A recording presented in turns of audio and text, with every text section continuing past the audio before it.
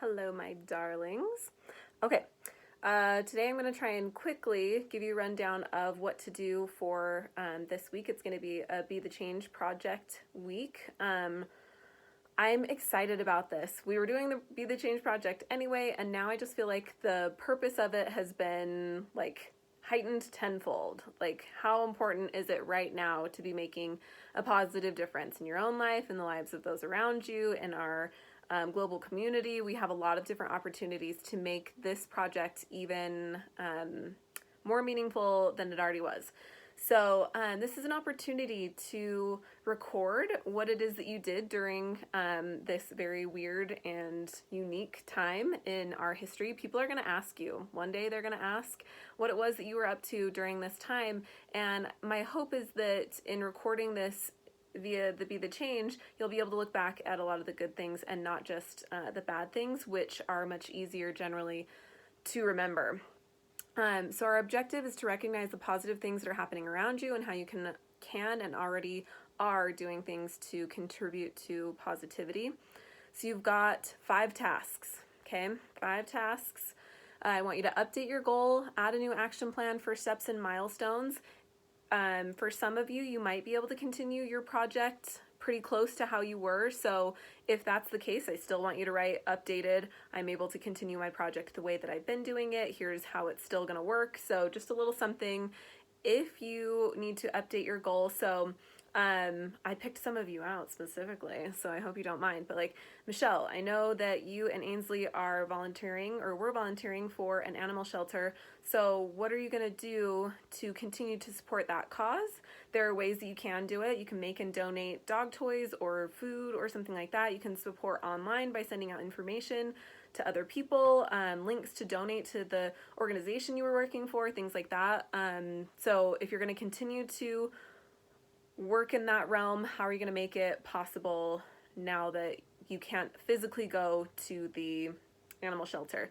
Emma, I know that you're teaching music, so I thought about this. I know your students were supposed to perform for the care center, and clearly we can't go visit the elderly right now because it's so dangerous. We can't visit anyone as we're on lockdown now. But is it possible to still find a way for your students to be able to perform what it is that they planned to perform for that audience? Is it possible that you can call the care center and see if you can perform it over the phone? Maybe someone there has a way that they could video back and forth between your student playing so that the seniors can see it. And I think that it's important to still try and do it because seniors need us now more than ever. It's not only this virus that can kill people. Isolation is just as dangerous as anything else. So helping people to remember that they're loved is important. Lucas, you're skiing. The ski resort's closed. So how can you work on that now? Are there exercises you can do at home that can replicate skiing so that you can maintain the muscles you need for that? I don't know much about skiing. But are you going to continue in that effort, or are you going to do something else? Lucy and Co from 8th period, you guys were all working on building stronger relationships with friends and doing things outdoors together. How are you going to maintain those strong friendships now that you have to deal with social distancing? So in what ways can you do that are socially responsible and still help you to maintain those friendships? All of you have great projects, and if you need help coming up with ideas, I'm happy to help you. Or if you want to change your project, if you can't find a way to do your original project, you can do Corona kindness from here on out and just find ways to be promoting good things throughout. So doing something positive every day, every week, however it is that you want to go about it. And that is detailed on Canvas as well. Something else to think about is I want you to write your quarantine happiness schedule. This really is not meant to be tedious. I actually had to write one of these for myself so that I could stop being so anxious.